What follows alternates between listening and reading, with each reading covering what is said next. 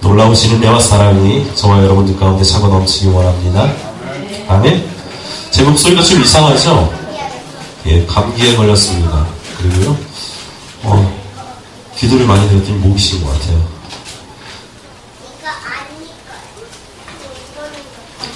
예, 기도는요, 하나님의 사랑을 알게 하는 능력이 있습니다. 왜냐하면 하나님의 사랑을 알 수밖에 없는 것이 무엇이냐면, 기도를 함으로써 그 안에 누가 거하시게 되느냐? 하나님이 거하시기 때문입니다. 그래서요, 하나님과 대화가 이루어지고요, 나의 소원이 아닌 하나님의 계획과 뜻을 그 안에서 발견되어지기 때문입니다. 여러분, 그래서 기도해야 합니다. 나의 욕심대로 기도하다 보면 우리는요, 일반 사람들보다, 예수 그리스도를 믿지 않는 사람들보다 더 안 좋은 길을 걷는 것일 수도 있기 때문입니다. 우리의 욕심대로 기도하지 마시고 하나님의 사랑을 알고 하나님의 사랑 안에 거하는 기도를 올려드리시기 바랍니다. 아멘. 오늘 내가 무엇을 해야 할지 모르는 사람들, 오늘 내가 지금 무엇을 해야 할지 모르는 사람들, 그 사람들이 이 시대에 얼마나 많은지 모릅니다. 여러분은 무엇을 해야 할지 아십니까? 무엇을 해야 할지 아십니까? 무엇을 위해서 무엇을 해야 할지 모르면서 삶에 치여서 사는 사람들, 그러면서 날마다 얼마나 바쁘게 사는지 모릅니다. 바쁘게 사는지 몰라요. 아침에 일어나서 식사를 하고 세면을 하고 회사에 가고 학교에 가고 여러 가지 일들을 하다가 집에 들어와 녹초가 돼서 들어와서 잠을 청하는 그런 사람들, 또한 인생을 체념하여서 아파하는 사람들이 얼마나 많은지 모릅니다. 그런 사람들의 특징은 무엇이냐면 자신의 신세를 한탄합니다. 내가 왜 이렇게 살아가야 돼? 내가 왜 이렇게 살아가야 되지? 하고 한탄해요. 내가 저 사람을 만나서 내가 이렇게 살지. 꼭 한 번쯤은 다 해보셨죠? 예, 여성분들은 아마 우리 자매분들이 성도님들은 아마 다 해보셨을 거예요. 그런데요, 여성분들도 하셨지만 남성분들도 똑같습니다. 아유, 말로 표현을 안 하지만요, 내가 저만 누나를 만나서 내가 이렇게 구박받고 살지, 그렇게 생각을 해요. 근데 말로 표현을 안 해요. 왜요? 쫓겨날까봐. 말로 표현을 안 해요. 그렇게 자신의 신세를 한탄하는 사람들이 얼마나 많은지 모릅니다. 심지어는요, 아이들도 자신의 신세를 한탄한다고 해요. 아이들이요. 그리고 연구 결과에 자신이 정말 너무나 지금의 삶이 한스럽다 하는 것을 조사를 했는데요, 청소년들, 중고등학생들 조사를 했습니다. 지금 부모님을 만난 것이 행복하다, 지금 나의 부모님을 만난 것이 행복하다라고 뽑은 중고생들이 몇 명인지 아십니까? 중고등학생입니다. 우리 요한이가 중학생이잖아요. 그래서 이걸 말하는 거예요. 그렇게 말한 중고등학생, 나는 내 부모님, 지금의 부모님을 만나서 행복하다라고 말했던 중고등학생이 불과 24%입니다. 놀랍죠? 10명 중에 2명이에요. 그럼 8명은 무엇이냐? 8명은 무엇이냐? 그 중에 10%, 그 중에 한 명, 모르겠다. 나머지 7명이 나는 지금의 부모님을 만난 것이 매우 괴롭다, 고통스럽다 라는 것입니다. 그럼 왜 아이들이 그렇게 부모님을 만나는 것이 고통스럽다고 말할까요? 그 이유가 무엇일까요? 맹목적인 삶을 살아가기 때문이에요. 맹목적인 삶. 누구를 향한 맹목적인 삶? 부모를 향한 기대치에 이바지하기 위해서 맹목적인 삶을 살아간다는 거예요. 그래서 아이들은요, 뛰어놀고 싶어도 공부해야 돼요. 뛰어놀고 싶어요. 그런데 그게 미래를 위해서 공부하는 건 당연합니다. 그런데 누구를 위해서 공부하느냐가 가장 중요하다는 거예요. 학생들로 따지자면 내가 내 자신을 위해서 공부하느냐, 자신의 미래를 위해서 공부하느냐, 부모를 위해서 공부하느냐, 선생님에게 잘 보이기 위해서 공부하느냐, 훌륭한 사람이 되기 위해서 공부하느냐, 그러면 아니면 예수 그리스도의 나라를 위해서 공부하느냐. 우리의 목적이 어디 있을까요? 확실한 인생의 목적이 없기 때문에 괴로워합니다. 확실한 인생의 목적이 없기 때문에 괴로워해요. 학생들뿐만 아니라 아이들도 어른들도 괴로워합니다. 그리고 우울증을 걸립니다. 우리나라 주부들의 70%가 우울증 증세가 있다고 그러죠. 우울증 증세가. 저는요, 우울증이 그렇게 왜 다가오는지 잘 몰랐어요. 그런데 우울증이 다가올 때요, 다 똑같은 이유가 한 가지씩은 있대요. 내가 원했던 것이 이루어지지 않았을 때. 그래서 내가 굉장히 초라해 보일 때가 우울증이 잘 걸릴 겁니다. 여러분, 내가 이루고 싶은 것을 이루지 못했다고 우울증에 걸린다니까요. 나는 이러한 삶을 살고 싶은데 이러한 삶이 되어지지 않기 때문에 우울해하고 괴로워하고 신사를 한탄하고 허송세월을 보내는 것입니다. 우리의 목적, 인생의 목적, 하나님께서 우리에게 주신 인생입니다. 그런데 그 인생을 허비하고 있는 거예요. 허비하고 있어요. 사람이 확실한 인생의 목적이 있으면요, 그 사람은 끊임없이 그 목적을 향해서 달려갑니다. 목적을 향해서 달려갑니다. 그럼 우리 인생의 목적이 무엇일까요? 인생의 목적이 무엇일까요? 우리는 무엇을 해야 할까요? 무엇을 해야 할까요? 우리 인생의 목적이 경제력입니까? 잘 사는 걸까요? 우리 인생의 목적이 선한 영향력을 끼치는 것일까요? 많이들 말하죠. 영향력을 끼쳐야 된다. 그 영향력을 끼치는 것이 주체가 내가 돼야 될까요? 아니면 자녀일까요? 아니면 하나님의 은혜를 빌어서, 하나님의 은혜를 빌어서 우리가 잘 되어지는 것일까요? 제가 왜 이런 말씀을 드리냐면요, 그래요. 어떤 사람은 제가 질문했어요. 왜 예수님 믿으세요? 질문했더니 예수님 믿고 예배 잘 드리면 내가 복 받잖아요. 내가 복 받기 위해서 예수님 믿어요. 여러분, 정말 내가 복 받기 위해서 예수님 믿습니까? 그것은 순서가 잘못된 거예요.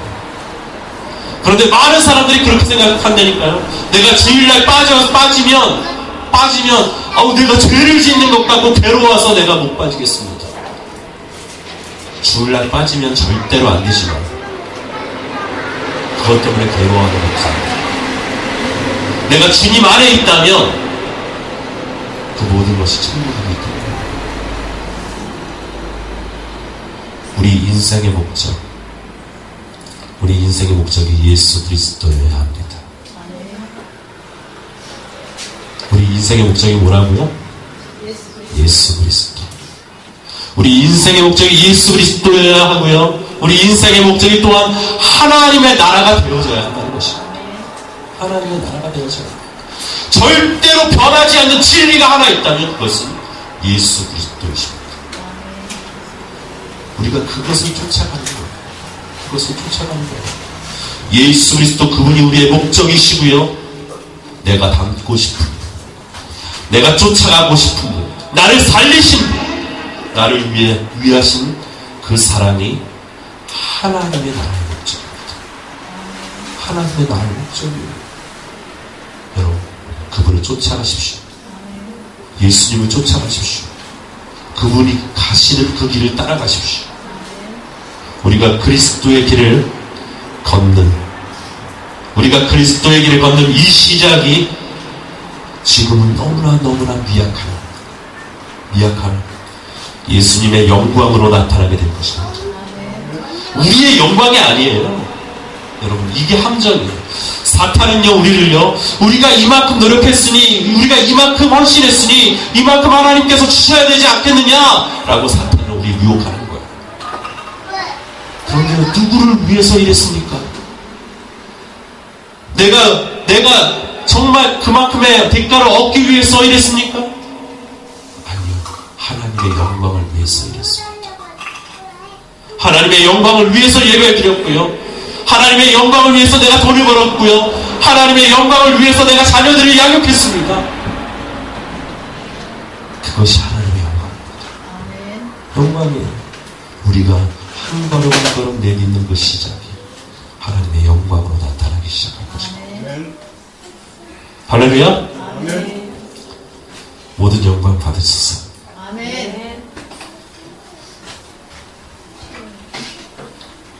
많은 사람을 옳은 대로 돌아오게 한 자. 그럼 많은 사람 가운데 옳은 길을 가는 사람이 몇 명이나 될까요?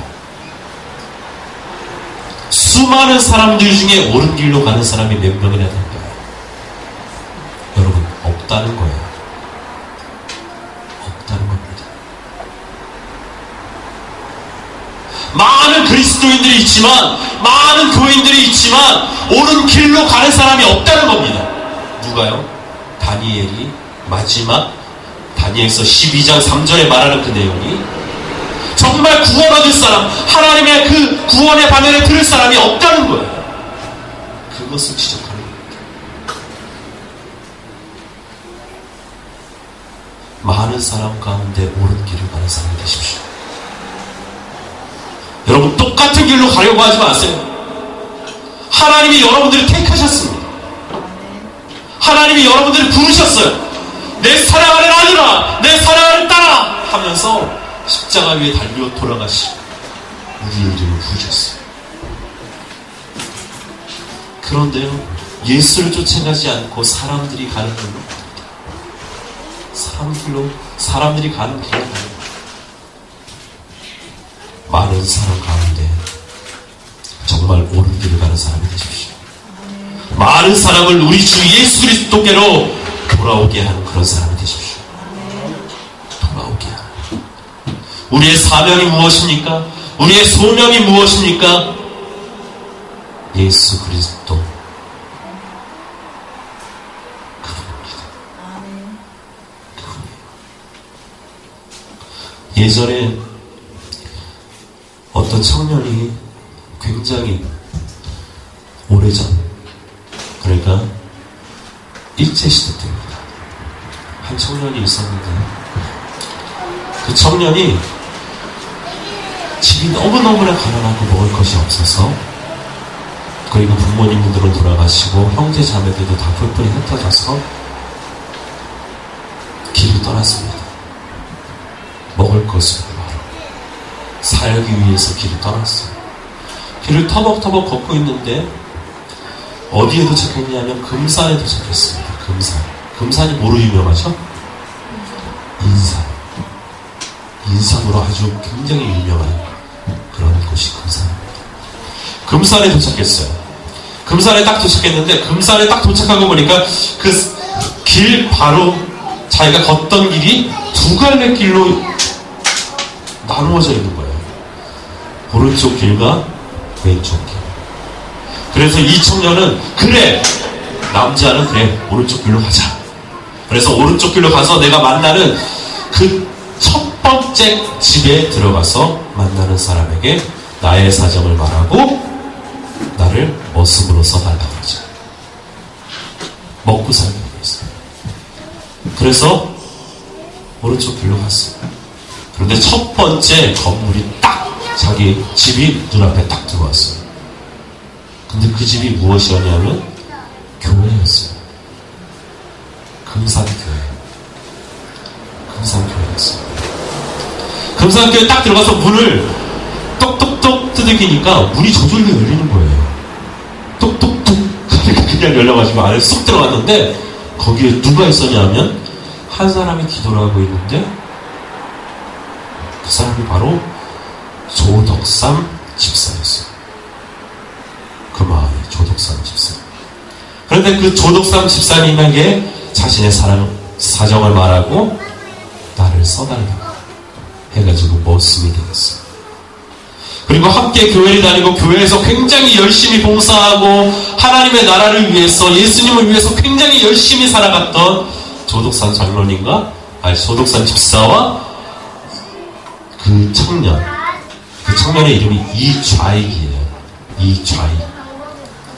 이좌익이랑 청년이 어디에 올라가게 됐냐면, 교회가 장로 투표를 하는데 두 분이 올라가게 됐어요. 머슴하고 자기를 거둬준 집사님. 그 집에서 아직도 종살이를 해요. 근데 두 분이 올라갔는데, 금산교에서 장로 투표를 했는데 누가 됐느냐? 이게 누가 됐냐면 이자익이라는 청년이 됐어요. 장로가. 그리고 조덕삼 집사님은 아직도 장로가 되지 못하고 집사님이었어요. 얼마나 난처했을까요? 이자익 장로님도 굉장히 난처했을 뿐더러 조덕삼 집사님도 난처했을 거예요. 교회에서는 장로님! 그런데 집에 가면 얘야! 하니까 굉장히 그랬겠죠. 그런 서먹서먹한 관계 가운데서도 굳건히 자기 믿음을 지킬 수 있었던 건 이 조덕삼 집사님이 하나님만을 바라보았기 때문에. 그래서 다음에 장로 투표를 할 때 이 조덕삼 집사님도 장로님이 되었어요. 그래서 금산교회 장로님이 다 되었는데, 이 조덕삼 장로님이 장로님이 되자 이 이자익 장로님을 불러다가 이제 머슴으로 살지 말고 내가 학비를 다 대줄 테니 신학을 공부하십시오. 신학교에 가십시오. 해가지고 신학교에 들어갔어요. 평양신학교. 그때 시대 평양신학교에 들어갔어요. 그래서 목사님이 되셔서 어디에 오셨느냐? 자기를 장로로 세웠던 금산교회로 다시 내려와서 목회를 했습니다. 그래서 이자익 목사님과 조덕삼 장로님의 이야기는요, 우리 기독교 역사상 끊이지 않고 이어지는 이야기예요. 또 이자익 목사님은 역대 총회장을요 3번을 하셨어요. 한국 역사상 가장 많이 하신 분입니다. 14회 총회장을 하셨고요. 34회 20년 후에 하셨어요. 또 그리고 34회 총회장을 하셨습니다. 제가 왜 이 말씀을 드리냐면, 그 인생의 갈림길에서 오른쪽은 금산교회였어요. 그런데 왼쪽은 어딘지 아십니까? 금사사예요. 금사사. 아마 그쪽에 갔으면 머리 깎고 불공 들이고 있겠죠. 인생은요 항상 갈림길에 놓여져 있어요. 내가 어떤 생각을 하느냐, 어떠한 길을 선택하느냐. 그런데 여러분, 예수님을 선택하십시오. 예수님을 선택하세요. 예수님을 선택하게 될 때, 그리고 예수님을 믿음으로 믿으며 나아가게 될 때, 여러분, 그 길을 걷는 우리들은요 세상이 감당치 못합니다. 세상이 감당치 못해요. 두려울 것이 없어요. 저 사람이 나를 어떻게 볼까? 예수님의 자녀로 봅니다. 저 사람이 나에 대해서 어떻게 생각할까? 그리스도인으로 봅니다. 왜냐하면 세상이 감당 못할 사람이 되주시기 때문입니다. 여러분, 자녀를 그렇게 양육하세요. 세상이 감당 못할 그런 그리스도. 그런 사람들이 하나님의 역사를 그려갑니다. 하나님의 역사를 그려요. 하나님을 의지하고 하나님의 영원한 나라를 바라보는 자녀로 여러분의 자녀를 양육하십시오. 오늘 말씀, 우리의 지혜 있는 자는 궁창의 빛과 같이 빛나는 것이요.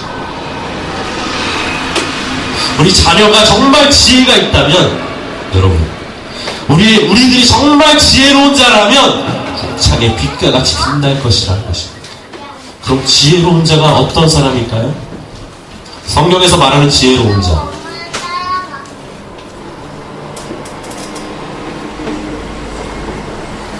성경에서 말하는 지혜로운 자는요 딱 하나입니다.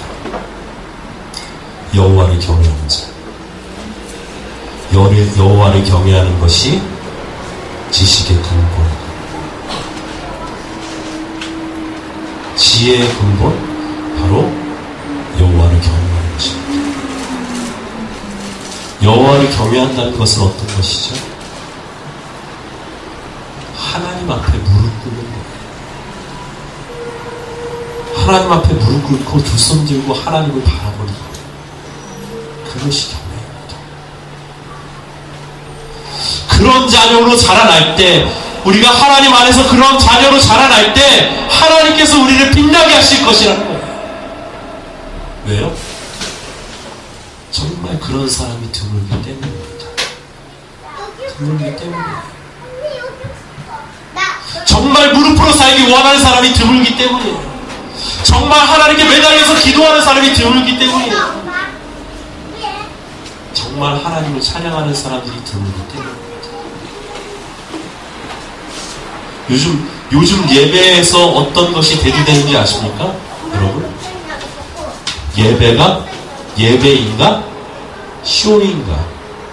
라는 책이 나왔어요. 예배인가? 쇼인가? 그럼 왜 이런 책이 나왔을까? 정말 하나님을 예배하는 것이 아니라 쇼를 한다는 거예요. 쇼를 한다는 거예요. 정말 마음에서 우러나와서 기도하는 것이 아니라 기도하는 척한다는 거예요. 사람들에게 보이기 위해서 기도하는 척하고요. 척한다는 거예요. 예수님을 잘 믿는 척한다는 거예요. 그래서 쇼인 거야. 정말 예배 드리십시오. 정말 하나님을 바라보며 예배하십시오. 그곳이 천국입니다. 예강교회가 그런 교회가 되기 원합니다. 아멘? 그 어떤 것도 침범치 못할 하나님을 예배하는 장소가 되기 원합니다. 예배하는 척 저도 잘 몰라요. 그런데 하나님을 하십니다. 하나님을 바라보는 것 하나님이 하십니다. 하나님을 경외하는 것 하나님이 보십니다. 여러분, 왜 다윗이 하나님의 은혜를 받았을까요? 다윗이 특출났을까요? 처음부터? 아니요, 특출나지 않았습니다. 사무엘이 이세 집에 갈 때 제사를 드리러 이세의 집에 간다고 연락을 했는데도 그 이세라는 부모가 다윗을 빠뜨리고 빼뜨리고 너는 양이나 쳐. 우리들만 있으면 돼. 여러분, 이건 말도 안 되는 이야기예요. 말도 안 되는 이야기예요. 왜 말도 안 되는 이야기냐? 당시에 이런 비유를 들어서 죄송하지만 만약에 교황이 대통령이라고 하죠. 대통령이 우리 집에 온다고 보세요. 지금 어느 집에 오냐면 강양미 성도님 좋았어요. 앞에 있습니다. 맨 앞에 있으니까 강양미 성도님 집에 대통령이 와요. 내가 내일 대통령인데 내가 박근혜 대통령인데요. 그럼 이 남자니까 이상하죠. 대통령인데 가겠습니다. 그러면 어떻게 할까요? 자녀들 전부 다 이렇게 다 모아주고 대통령 얼굴 보여주고 친척들도 아마 다 모일 거예요. 그렇죠? 그런데요, 이세는요, 사무엘 당시의 마지막 사사이고 이스라엘의 지도자였습니다. 선지자요. 그런데 그런 사무엘이 오는데 자기 아들을 보여주기 싫어서 들판에 오래요. 인간적으로 볼 때 다윗은 매력이 하나도 없는 아이였습니다. 그리고 부모가 생각할 때는 이 아이는 정말 감추고 싶은 비밀이었어요. 감추고 싶은 비밀. 이 아이 얘기만 하면 아우 치가 떨려. 그랬던 아들이었어요. 부모가 생각할 때. 여러분, 그래서 다윗을 들판에 보내는 거예요. 양을 치러. 없는 자식인 척 할래. 그런데 어떻습니까? 하나님은 누굴 선택하시죠? 다윗을 선택하십니다. 첫째 아들, 둘째 아들, 셋째 아들 나왔을 때 너무나 사무엘이 볼 때도 아름답고 정말 기름 부음 받을 수 있는 자격이 있는 자다라고 생각했는데 하나님은 아니라고. 왜요? 사람은 외모로 사람을 취하는 나 여호와는 중심입니다. 하나님은 중심을 두십니다. 멀쩡하게 생겼지만, 잘하게 생겼지만, 신앙생활 잘할 것 같지만, 경건할 것 같지만 그것이 아니었다는 겁니다. 하나님은 다윗을 선택하셨습니다. 다윗을 선택하셨습니다. 사람이 볼 때 너무나 보잘것없는 그 소리, 다윗에게 기름 부으셨습니다. 여러분, 다윗을 부르러 갈 때 그 형제들은 어떤 마음이 들었을까요? 다윗을 찾으러 갈 때 아마 그랬을 거예요. 아니 왜 제가? 쟤를 찾지 왜? 쟤는 정말 보잘것없는 왜 쟤를 찾지? 하고 의아했을 거예요. 그러나 하나님은 그를 선택하십니다. 무엇을 보셨기 때문에? 그 중심을 보셨기 때문에. 중심으로 하나님을 보십시오. 중심으로 하나님을 보십시오. 하나님은 우리를 꿰뚫어 보십니다. 정말 하나님을 경외하는지, 정말 하나님을 바라는지, 정말 지혜롭게 하나님께 나아가는지를 보십니다. 그리고 또한 말합니다. 많은 사람을 옳은 대로 돌아오게 한 자는 별과 같이 영원토록 빛나리. 별과 같이 영원토록 빛나리. 여러분, 많은 사람을 옳은 대로 돌아오게 한 자입니다. 많은 사람들을 바로 예수 그리스도께로 돌아오게 한 자, 그 사람이 별과 같이 빛날 것입니다. 아멘? 내가 예수 그리스도를 믿는데 한 명도 전도 못했다. 부끄러운 겁니다. 왜요? 나만 살자고 했으니까. 여러분, 아직도 전도할 것이 굉장히 많이 있어요. 많이 있습니다. 예수님을 전할 것이 아직도 많이 있습니다. 왜 선교사님들은 목숨을 걸고 외지로 나갈까요? 그곳에서 복음을 증거하기 위해서. 왜 많은 전도자들이 길거리에 나와 전도를 할까요? 시간이 많아서요? 아니요. 예수의 이름 한 번이라도 더 부르기 위해서입니다. 우리는 그들을 부끄러워할 수 있어요. 저도 부끄러웠어요. 그러나 하나님은 그들을 기뻐하십니다. 그리고 그들을 별과 같이 빛나게 하실 것입니다. 왜 별과 같이 빛나냐? 여러분, 캄캄한 세상입니다. 어두운 세상이에요. 어두운 세상을 밝혀줄 것은 무엇입니까? 빛이에요. 빛. 그 빛이 되게 하신다는 겁니다. 여러분, 예수를 전할 때 빛날 것입니다. 우리 이것이 여러분에게 주시는 하나님의 말씀을 좀 있습니다. 별과 같이 빛나는 저와 여러분들 되시기 바랍니다. 그럼 이런 말씀을 하면 중요한 게 있습니다. 적용이에요. 적용. 그럼 어떻게 해야 하느냐? 순종해야 합니다. 순종해야 합니다. 순종해야 합니다. 순종하지 않은 역사를 일어나지 않습니다. 우리가 많이 배웠고 많이 들었으면 행해야 합니다. 행해야 해요. 복음을 전하시고 그리고 많은 사람을 예수 그리스도께로 인도하는 저와 여러분들이 되시기 바랍니다. 아멘? 아멘. 그리고 요즘 우리 학생들 위해서 많이 기도해 주십시오. 중고등 학생들 굉장히 힘든 시대를 살고 있어요. 그리고 우리 아이들이 살아갈 세대는 더 힘든 세대가 될 것입니다. 여러분 정신 차리지 않으면 안 됩니다. 우리 빛 대신 주님을 붙잡지 않으면 절대 안 됩니다. 저희 자녀를 위해서 꼭 기도해 주세요.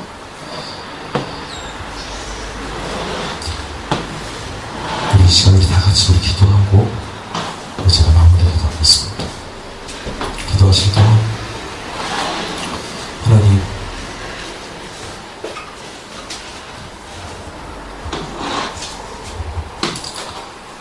이 우리 인생의 목적이 무엇입니까? 하나님의 길로 갈 수 있도록 주님 나를 붙들어 주옵소서. 또한 우리 자녀가 살아가야 할 길이 어떠한 길입니까? 점점 악해져 가고 있는데 악해져가는 이 세상 속에서 정말 예수 그리스도의 빛을 비추는 그런 자녀 될 수 있게 해달라고, 정말 예수님의 보호하심 아래 거하는 자녀 될 수 있게 해달라고, 하나님 그들이 세상에 감당치 못할 자녀로 살아날 수 있게 해달라고 이 시간 우리 다 같이 우리 기도하겠습니다. 기도하실 때 하나님께서 그 음성을 들으실 줄 믿습니다. 우리 다 같이 기도합니다.